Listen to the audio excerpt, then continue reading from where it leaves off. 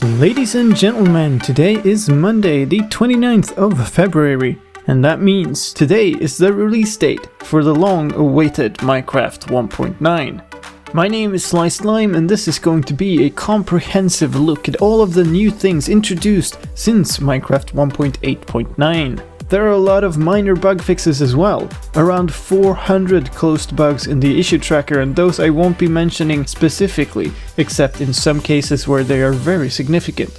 There's also a large number of changes to the technical details behind Minecraft, stuff interesting for command blockers and map making. I won't be going into those things in this video either. I've made another video on how to upgrade command block inventions and systems to Minecraft 1.9, so I'll refer you to that one if you're interested in that. This video will be long enough anyway.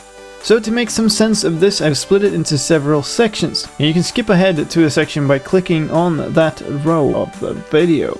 This is the combat update after all, so we're going to start with weapons in combat. Then we'll head into changes to the general gameplay mechanics, world generation, a massive change to the end and the Ender Dragon fight. Then we'll talk enchants, potions, and the buffs and debuffs essentially, enemies and AI passive mobs, changes to blocks, changes to boats, redstone and mechanics being changed and broken in some cases, then a whole load of new and changed sounds. Some new stuff concerning world creation, a quick look at the new command blocks, not all the changes to commands as I mentioned, but the new command blocks and their features in and of themselves, and then we'll round off with some camera and menu changes. It's gonna be a lot of stuff. Here we go, weapons in combat. Players now have a left hand and a right hand. You have an offhand slot, and you can set in your skin settings which handedness you want, if you want to be right-handed or left-handed. Your offhand slot can be accessed in your inventory screen, and you can quick swap items in and out of it by pressing the F key by default. Of course, what's the use of an offhand if you can't hold a shield? Shields are introduced in this version, and with that, the blocking action of the sword is now gone. To block, you need to have a shield. Holding down the right mouse button will make you block with a shield. This will make you move slower, just like blocking with a sword used to, and will protect you from attacks up to 90 degrees away from the way that you are facing. Every time the shield blocks an attack, it will take durability damage, and it starts with 336 durability. A hit from an arrow, for instance, does 4 durability damage, which means a fully repaired shield can block 85 arrows before breaking. A shield is made with a V-shape of planks and 1 iron ingot. Once made, it can be combined with a banner to make a shield with a pattern on it. Melee combat on the attacking end has also changed dramatically. There are now several weapons to choose from in addition to swords. These weapons have not been added to the game but were there already, they have just been turned into weapons. All of the different tool types now have weapon statistics, and their characteristics make them good in various different ways. This applies to swords, of course, but also shovels, pickaxes, axes, and hoes. Every type of weapon does a damage depending on its quality, but also has an attack speed stat. This stat affects a new combat mechanic called swing timer. Every time you attack with a weapon, that will put that weapon on cooldown. You can see this in the animation where the weapon is not fully held at ready. If you want to see it more clearly, you can go into the video settings and switch on an attack indicator either at your crosshair or down at your hotbar. Attacking before the swing timer is up means that your attack will do drastically reduced damage. The weapons compare like this in terms of weapon damage and attack speed. Axes are the most powerful one-hit blows, but also the slowest to attack with. Hoes are by far the quickest to attack with, but deal a lot less damage. Swords provide a sort of middle ground, and if we take a look at the DPS, we'll see that the swords are still the highest DPS weapon. However, if you're looking to inflict as much damage as possible at once, then you might want to go for a diamond axe. Some of the weapons also have different special abilities. A fully charged sword hit, for instance, has a new sweep attack, which deals a small amount of damage to all targets in an arc in front of the player, and applies a knockback effect. The axe also has a special ability, which is that a fully charged axe blow will bash a shield, putting it on cooldown for a while, which opens for another attack. To know how much damage you actually dealt, there are now new damage indicators. Hitting an enemy will cause small heart particles to float above their head, showing how much damage was dealt.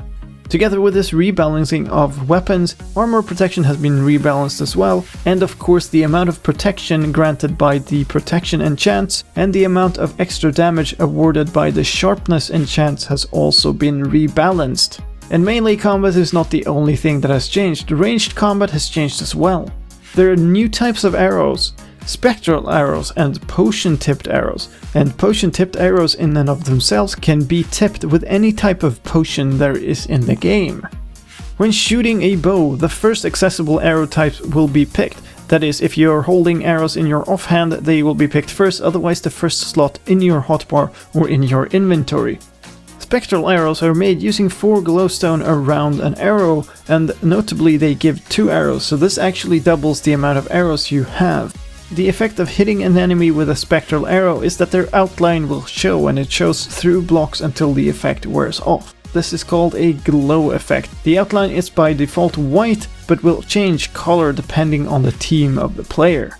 The potion-tipped arrows are made using a new type of potion that we'll get to later when we talk about potions. It's called a lingering potion. You put it in the center, you place 8 arrows around it in the crafting grid, and you get those 8 arrows back, but with the potion applied to them. Hitting somebody with a potion-tipped arrow deals the normal damage but also applies the potion effect. One more note is that if you have an infinity enchant on your bow, that enchant will not work for the special arrow types, those arrows will still be consumed. Let's move on to some other changes to gameplay mechanics. Natural health regeneration now depends on the level of saturation of the player. So you still regen as you did before, but if you eat a food high in saturation like a golden carrot or beef, that will heal you up very quickly while using up your saturation. One big change to the game is the Elytra. We now have wings in the game that we can glide around on. They are very similar to how hang gliders work in modded Minecraft if you've played that. Elytra can be found in the end, and we'll get to the details of that later when we talk about the changes to the end. By default they have the texture of your cape, so if you own a cape you will get a special texture resembling that of your cape on your wings. This effect can be switched off by switching off your cape in your skin option. To start gliding, while you're falling press to jump and they will deploy. After that you steer only using your mouse, so the direction of flight controls where you go. If you aim upwards you will go upwards but also lose speed. If you aim downwards you will gain speed, but of course you'll lose altitude. Flying into the ground, whether vertically or horizontally, will cause you damage and can kill you, so be careful. While you're flying, your hitbox also changes to match your horizontal movement. This means that you can pass through a 1 block high gap, although it is fairly tricky to hit. Elytra have durability, and that durability is depleted as you fly around. However, you can use enchanting to prolong their life. Riding is now client-side. If that doesn't mean anything to you, what it means in practical terms is all the glitchiness and random stalls that you would get when riding around fast on a horse or minecart is gone. Riding is now as smooth as running around. And talking about running, sprinting no longer stops after a little while, so you have to reapply it. You can now, as long as you have the saturation to keep sprinting, you can keep sprinting. Another fancy little addition is that middle clicking, the pick block function that has been available in creative mode for a long time, is now also available in survival. Of course you won't get any new blocks, but if the type of block that you're aiming at is available in your inventory, it will be put onto your hotbar for immediate use. Player collision has been added back into Minecraft. You will now collide with other players and with mobs as you did in the old days of Minecraft. This means that you can push another player or mob off a cliff or give them a friendly nudge into some lava. If you don't like this, don't worry, this can be controlled with team options, and I've made a video about how to apply that if you want to switch it off immediately. You can set the collision rule for a team to always apply, to never apply, or to apply only to your own team or to an opposing team. While sneaking, if you pull up the inventory and keep holding shift, you will now go back into sneak after closing the inventory. Hopefully this means less falling off of cliffs by accident, but do note that you do stand up while in the inventory. So in PvP, your name tag will still become visible while crafting. Some final notes on gameplay mechanics. Ender pearls now have a cooldown, so it takes a while before you can use it again after throwing one. And while on the subject of ender pearls, they can now be thrown in creative mode.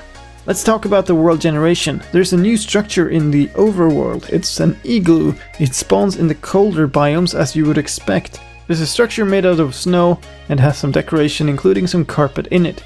If you do remove the carpet, you can sometimes find a trapdoor that leads down to a basement structure. The structure has a villager and a zombie villager and includes all the ingredients that you need to cure the zombie villager. In forests, huge red mushrooms can now spawn again. In previous versions there have been a bug causing only the large brown mushrooms to spawn, but that has now been fixed, so now we can get red mushrooms again. And finally, in the overworld, the stronghold is now limited to 128 per world instead of just 3. They generate in concentric circles around 00 with more and more of them in each circle. Now it is about time that we start talking about the end. A large part of this update is focused around the end. The layout of the end island has changed. The pillars are no longer arranged in a random manner, but they are now in a circle around the center where you will always find the end portal. So the portal no longer spawns wherever you kill the dragon, it always spawns in the very center of the island. Of course it is not lit when you enter, you still have to kill the dragon to light the portal, and when you do, it will always be in the dead center. Another change to this fight is that 2 of the end crystals will now be encaged in iron bars. This means that you will have to climb 2 of the pillars in order to attack those crystals, adding a new element of danger to the fight. These 2 crystals will always be on 2 of the lower towers. The Ender Dragon herself also has a bunch of new behaviors and attacks. She will still swoop at you at times, but that is no longer her main attack. Instead, she will at random times shoot acid fireballs towards the player. When these hit a block, they explode into a lingering cloud of particles that hurt. She will also periodically swoop down to the center of the map and perch on top of the portal, where she will do a dragon's breath, a cone effect in front of her that deals damage. While she is in this mode, she is immune to all arrows and she has a knockback, but she can be attacked by melee attacks. One more thing to mention about the Dragon's Breath and Dragon Fireball effects. The lingering clouds created by these attacks can be picked up using an empty bottle. This creates a Dragon's Breath in a bottle, which is a vital ingredient to the new potions. Upon defeating the dragon, the usual things apply. You get a load of XP, the portal lights up, and you get a dragon's egg spawned on top of the portal. A new thing also happens though. At the edge of the end island, a new type of portal opens up called an end gateway. It is a small portal encased in bedrock, and there will be a beacon beam through it when it first spawns. You can now also respawn the dragon to get more of these end gateways. That is done by creating new end crystals, a crafting recipe that consists of 7 glass blocks forming a cage around an ender eye with a gas tier underneath. Placing one of these on each side of the end portal will start a summoning ceremony that will respawn the ender crystals on top of the towers and summon back the dragon. Killing the dragon a second time will yield a lot of XP, but not as much as the first time. You will reopen the portal, add another end gateway to your island, but not give you another dragon's egg. Since these end gateways are encased in bedrock, the only way to access them is to throw an ender pearl through. Doing so will take you to a new place in the end called the Outer Rim.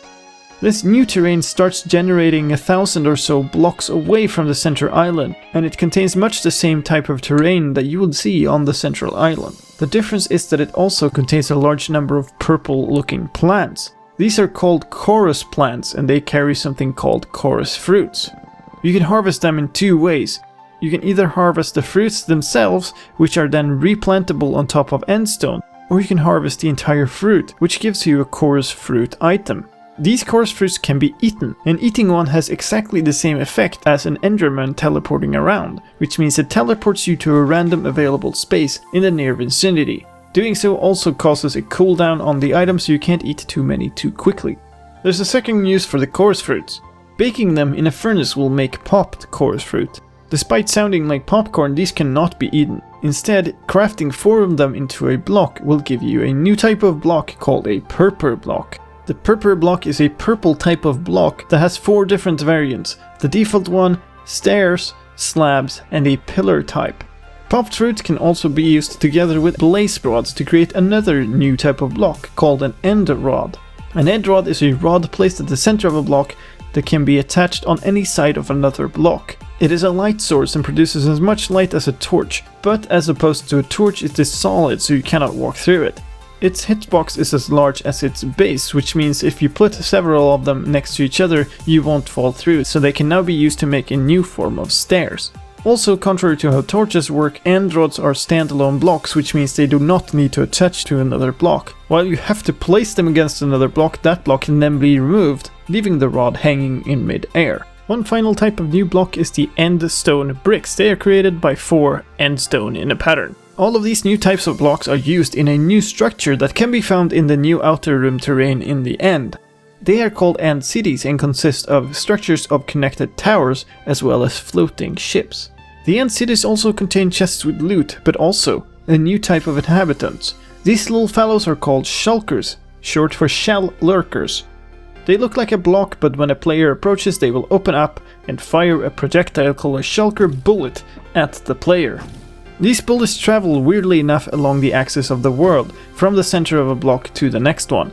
They can be deflected by hitting them with an item or with an arrow. If they do hit you, they deal a little bit of direct damage, but also apply a levitation effect, causing you to float up into the air. While under the influence of this levitation effect, you can somewhat affect your position by moving around, but you will eventually fall down and take falling damage. Levitation is regarded as a debuff rather than a buff for this reason. In the towers of the end city you will also find chests. They can have loot. They will in general have the best type of loot in the game, including high level enchanted gear. There's also the flying ships of the end city. If you make your way over there you will find another couple of the new types of item. The figurehead of the ship is a dragon's head. Picking that up gives you a mob head that has new interesting properties in that it is larger than a block. It can be placed against a block or on the ground. And if powered with the redstone signal it will animate the same way it will when you run around wearing it on your head. If you enter the ship you will find more shulkers protecting the real treasure of the ship. An item frame holding Elytra, the new wings. This is the only way to get Elytra. They cannot be crafted, they can only be found. Notably, inside the end ships you will also find brewing stands pre-filled with healing potions. One more notable thing is that in the end city loot chests you can find a new type of seed. It is the beetroot seed and you can use it to grow beetroot. Beetroot can be eaten, giving back half a haunch of food, or crafted into beetroot soup with 6 beetroot and a plate. This food item gives as much saturation as eating 6 beetroots, so it's just a more compact way, but it cannot stack. Beetroots can also be crafted into red dye. Let's move on to talking about potions, enchants and other buffs. First of all, there is now a new user interface for buffs and debuffs. It's in the top right hand corner of the screen and it has an icon for every positive or negative effect you have. The positive effects are on the top row and the negative effects are on the row below that. In general the icon is solid, but it starts blinking when the duration of the effect is about to wear off. So let's talk about brewing. In the first of a series of changes that seem to be designed to force the player to head into the nether before heading into the end, brewing now requires fuel. That fuel is blaze powder and it needs to be added into a new slot in the brewing UI. As soon as you add in a blaze powder, it gets consumed and fills up a fuel bar. That fuel bar is then depleted by brewing potions and is filled back up again by consuming another blaze powder when it gets fully empty. This will break any automated setups that you have currently brewing potions, but don't despair. Pointing a hopper into the side of the brewing stand will now feed it both bottles and fuel.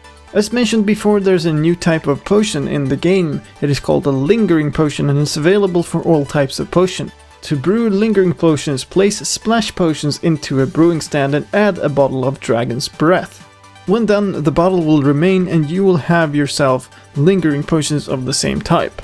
A lingering potion is different from a splash potion in that it creates a cloud of effect on the ground. That cloud will remain for a while and gradually disappear, and a player or mob stepping into the cloud will apply the effect to that player or mob and take away a bit of the cloud.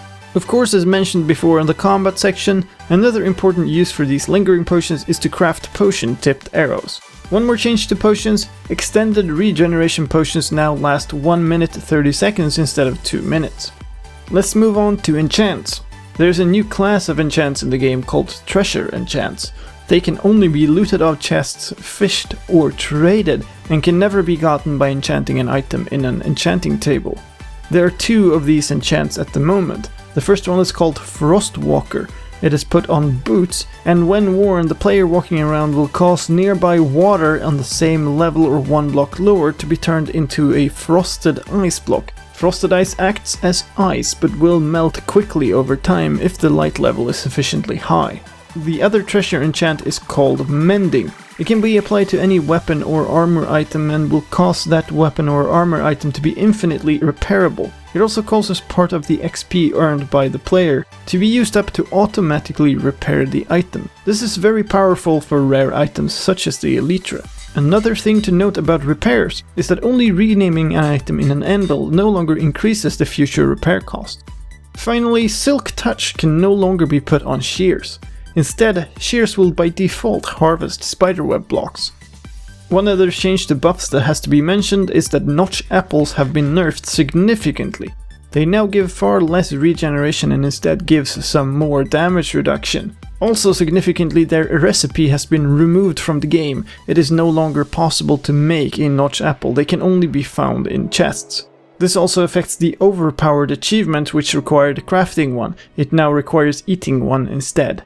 As we are talking about the combat update, we also have to talk about the enemies and the AI in the game. There have been a large amount of fixes and changes to that, so let's start going through those. Wearing a mob head will now make you partly concealed from that type of mob. So for instance, wearing a creeper head will now make it harder for creepers to spot you.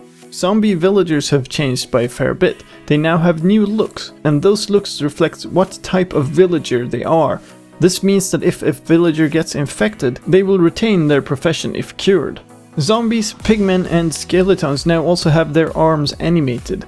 Depending on if they are chasing a player or not, their arms will be in different positions. Skeletons in specific now also draw their bow so you can see when they're about to shoot. And they also have a new behavior as they attack. They no longer just stand still, they will also strafe around.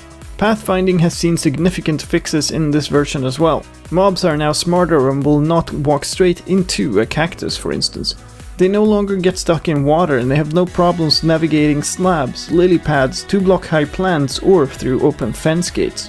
Another change is that mobs, when accidentally attacked by another type of mob, will now sometimes get into a fight with that mob. A new type of mob has been added into the game. It is a skeleton horse.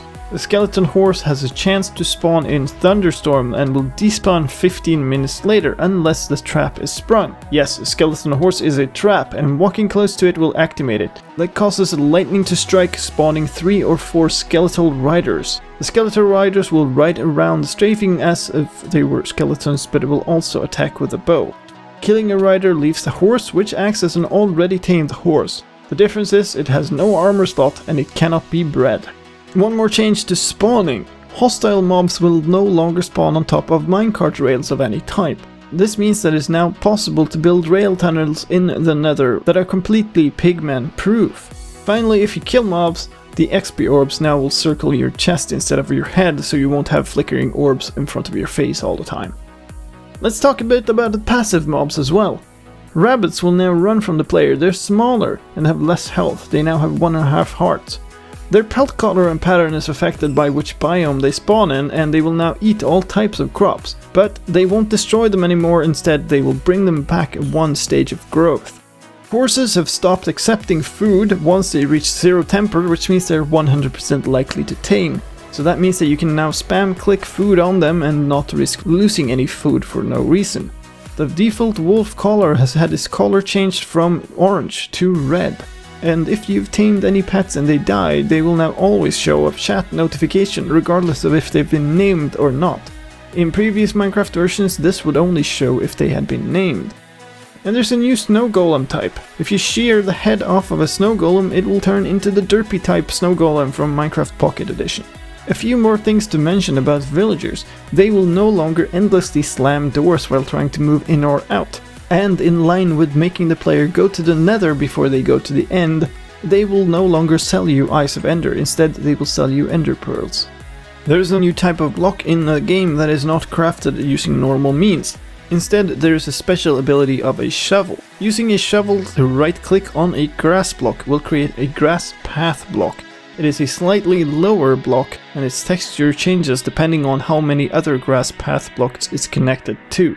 Some of the existing blocks have been updated for Minecraft 1.9. Trapdoor placement has changed, so they no longer require a block to be stuck to. That means they can hang around in mid-air in various new configurations. If you build with glass in water, there will no longer be a flowing water texture next to it, so those underwater bases will now look much better. And speaking of water, if you have a cauldron that's full of water, you can now pick that water back up with a bucket. One more block change to note. When you're falling and land on a hay bale, that will cause less falling damage than landing on a different type of block. An interesting change that matches a command block invention I made a long time ago.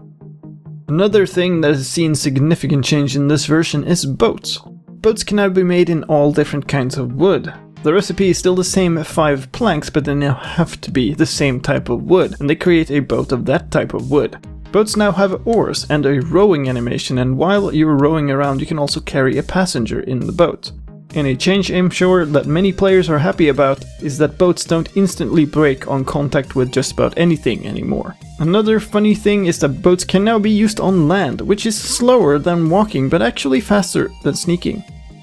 A bunch of mechanisms have been updated for this version. We have fixed a bunch of block collisions with one important effect to mention. This fix has broken many of the old designs for item elevators, so those need to be updated to work again on this version.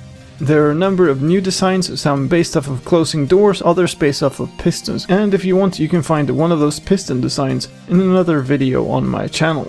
Blocks moved by pistons no longer have glitchy collisions. This is a great change, but it also breaks any mob farm based off of shifting floor designs.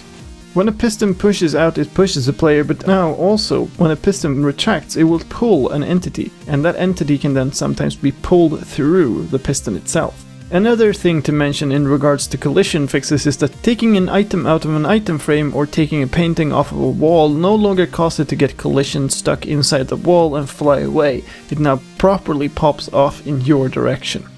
The hitbox of redstone dust now depends on the shape of the connections it makes.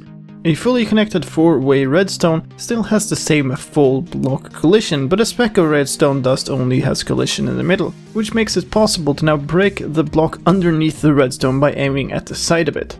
If you're using dispensers, those can now be used to dispense mob heads onto players as well as armor.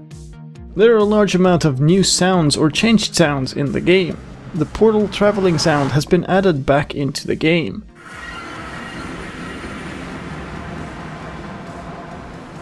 Opening and closing chests have new sounds. Pressure plates and buttons have gotten new sounds.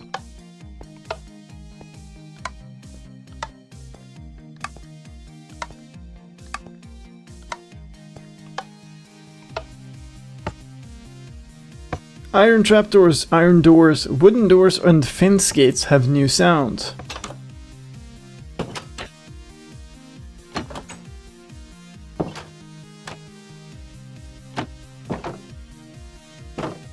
There are new sounds for opening and closing trapdoors.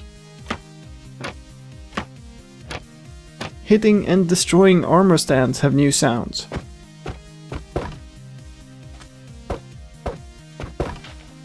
There's a new ambient sound for a lit furnace. There's a new sound for brewing finishing. Punching a mob has a new sound. Witches have a lot of new sounds.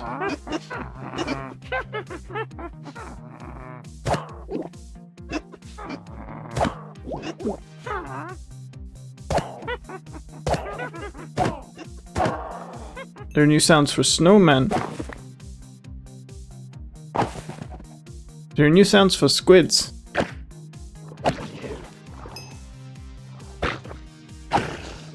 Tying or untying an animal from a fence post. Milking a cow. Filling or emptying a bucket. With special sounds for filling or emptying buckets with lava. Filling a bottle. And a different sound for filling a bottle with dragon's breath. There are new sounds for equipping various types of armor.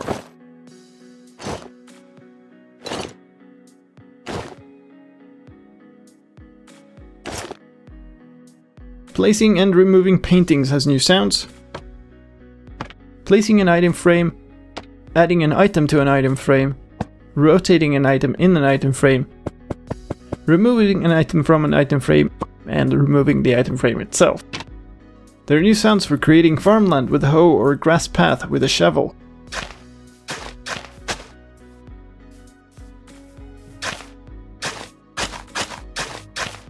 Placing water lilies.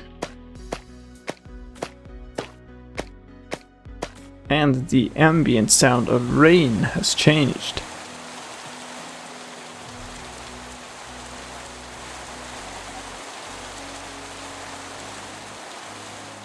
There's also subtitles added into the games. You can switch these on from the sounds menu. They will show a little interface box down in the lower right hand corner of the screen, where an arrow tells you which direction the sound has been heard, and the brightness of the text fades with the time since the sound was heard.